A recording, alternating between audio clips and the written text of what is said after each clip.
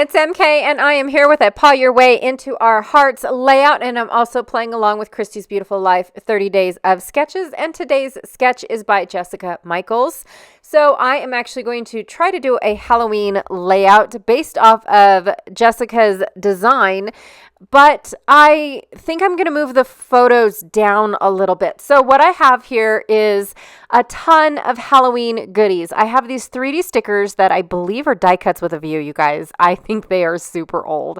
I also have a couple label pieces that are from the Gathering something from Pretty Little Studios. I'm sorry. I know it's there. It was last year's Thanksgiving or fall collection from Pretty Little Studio. I have some sequins from Not Just for Boys. I completely forget about those. I brought this chipboard piece in because it's fun, but I don't think it's going to fit on my layout. I also have these 3 pictures of one of the trunk or treaters that basically did a pet cemetery, so I absolutely loved it. I have from Simple Stories this Simple Vintage October 31 page piece and 1 piece left over. So I'm going to go ahead and try to pop that on my layout as well. I have this build-a piece from Scrapbook Addicts, and actually I asked Sarah not to put this together for me because there's so many details and I wasn't sure how I would put them on the page if they were already pre-painted in case they didn't match. So I like doing my own coloring and such. So she was grateful enough to just send me all the pieces.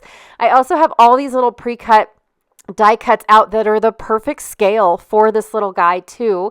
And they are, I don't even know what die cut that was. I have one little lonely chain that I couldn't leave in my box, or in my bin of fall items. So I had to bring that in. I also accidentally put all these pieces from Close to My Heart down on my page because I was cleaning out my Halloween box, you guys. When I was picking pieces for this particular page, I decided that that was a great time for me to clean out my Halloween fall bin, or category, I should say. And so these pieces accidentally got left in my page kit. I have no intention of using them at all. I'm also going to try to incorporate some of these. They're called creepy vines, or creepy branches. Creepy branches, I think is what they're called, from Dusty Attic, but again, they don't end up on my on my page either. A couple some assemblage required pieces. I've got the 31 wood piece, as well as last year's little Halloween skeleton and crossbones. And then these as well. I love saving the inner bits of all of my film strips from 49 and Market, but these were from last year's Halloween monthly box. And to be honest, I don't intend on using these either. They just ended up on my page kit pile right before I started recording. So I'm super sorry that I just brought in a bunch of stuff that I have no intention. Okay, so from the Purple Queen herself, she gave me this purple piece of paper. I am so excited that Mo shared her purple with me, but it is Halloween themed. It kind of has a Alice in Wonderland, but I love the stripes. So I'm going to try to use the stripes not only in the back, but also as a banner behind to try to put my photos together as one continuous unit. So instead of putting my pictures all the way up at the top, I do want to put my pictures somewhere in the middle. Plus, I also want to kind of cover up where I oopsied when I made this stencil on another video. I believe it was last month I made this stencil at a retreat, actually, because I had leftover goop to put through a stencil. So that's what I did.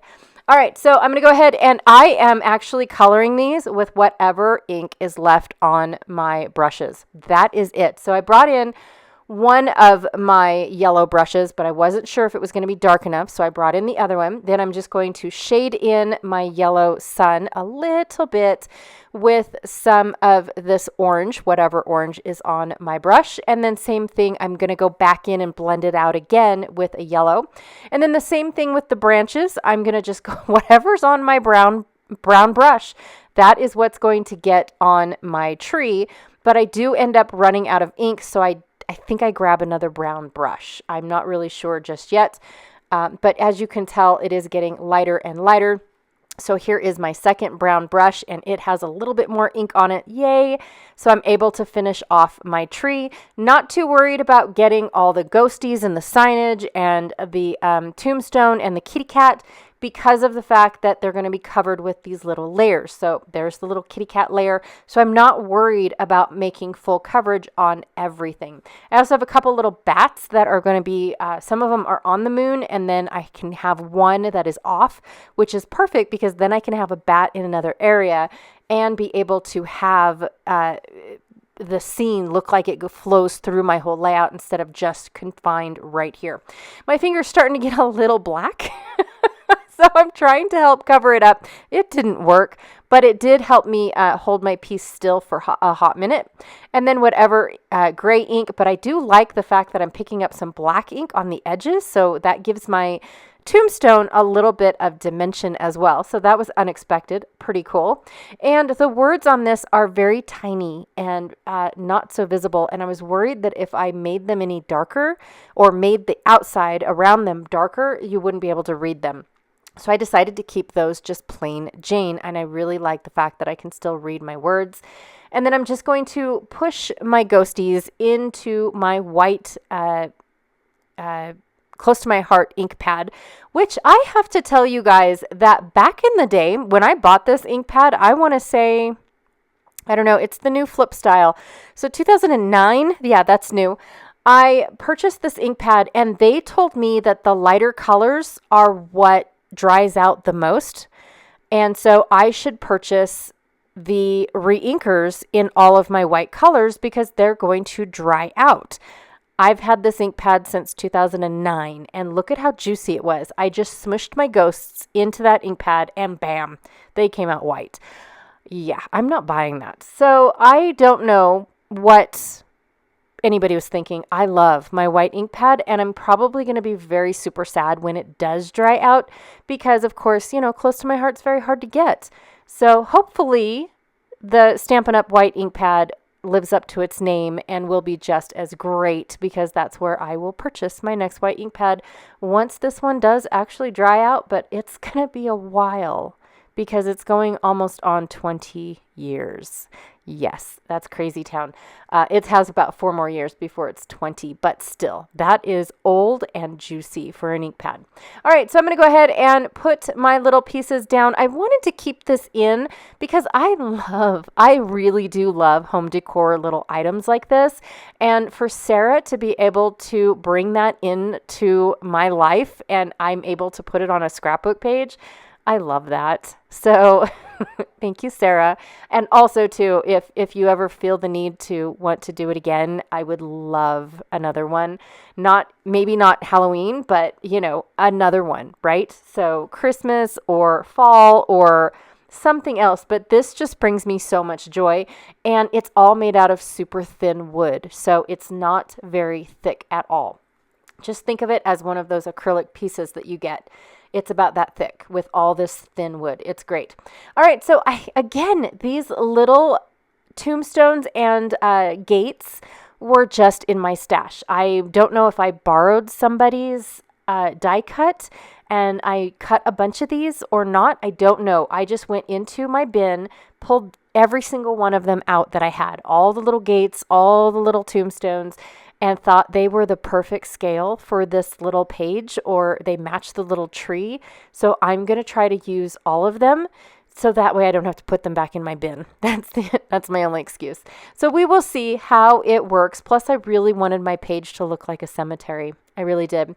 Okay, so the only thing that I feel like I'm not doing for Jessica's layout is putting all that mixed media down. So the packaging technique or a spray technique that she was going for in her central design, I ended up just using my stencil that looks almost like a web. I don't really know what the Crafters Workshop called this stencil back in the day, but I have used it for so many different types. I've used it for outdoor layouts. I've used it for celebratory layouts, and now I'm using it as a Halloween layout. So I really enjoy this stencil, and I'm very glad I got it because their stencils do retire after so long. You can't get them after a while. And so this one not being able to get was very sad for me because I love this stencil and I love showing off what I can do with this stencil just because it's a fun stencil because it doesn't look that big. It doesn't have that I'm here kind of stencil look that some 12 by 12 stencils have. So, okay. And another thing too is when you create a background on a piece of paper and then you want to put your main page with this background behind it, but you don't know if you're going to glue straight, rough up your edges. I know that's my answer to everything, you guys. I do this because I know I can't glue a straight line to save my life, even if it's drawn on me and a measuring tape and I can't do it.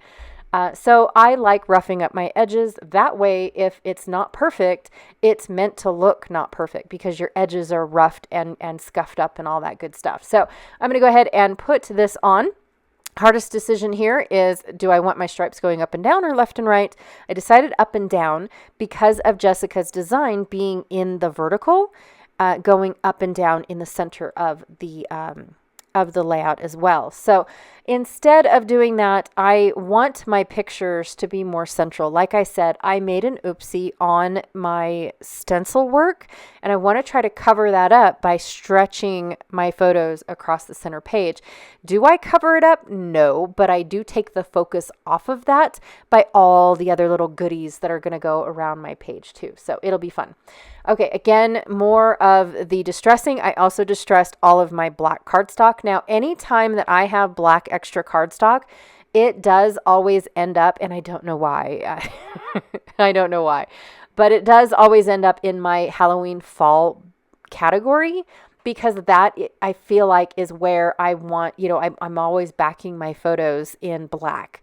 And so that's where I found these 3 pieces. I just had to trim off a little bit. And then of course, when I scuff up my edges, when I do my scissor cutting, because again, I can't cut a straight line either. It looks really good because it looks like, it was meant to be wonky because I scuffed up my edges. Okay, so I'm going to go ahead and just build my cemetery scene going on here. I want to build it up in the middle. But when I tried to put Sarah's wood piece down, it covered up one of the creatures, right? That's the whole point of this series that I'm doing with Paw Your Way Into Our Hearts is about the fluffy loved ones in our lives. And I'm such a horrible dog mom. I only take pictures of my puppy when he's either sleeping or, traveling with me and he's being lazy in the car because it's so boring, and things like that. So I figured you guys were bored with that. And these skeletal animals were amazing. There's dogs and cats and a horse and birds and all sorts of animals. And then the tombstones all had like little animal sayings, like scared cat lived, died here. And I don't remember the other ones. I can only see scaredy cat because I can read that on my picture. That's it. But other than that, yes, I just thought it would be super cute to do a pet cemetery page because, for one, that was the creepiest movie that I've ever seen. The second one, not so much. That was more of a hokey movie, but yes. And then, of course, I just thought that it was perfect that these people had a pet cemetery, and these are probably going to be my last set of Halloween layouts. So I want to make sure that they last me a little bit, even though they're going to be old by the time I get around to the next Halloween. I'm going to be okay with that, at least until I can start maybe celebrating Halloween with others that have little ones. But my kids have all decided that they are just going to be more of helping hands at Halloween rather than dressing up. My daughter just really wants to, my youngest, I should say, she just really wants to sit around and watch scary movies.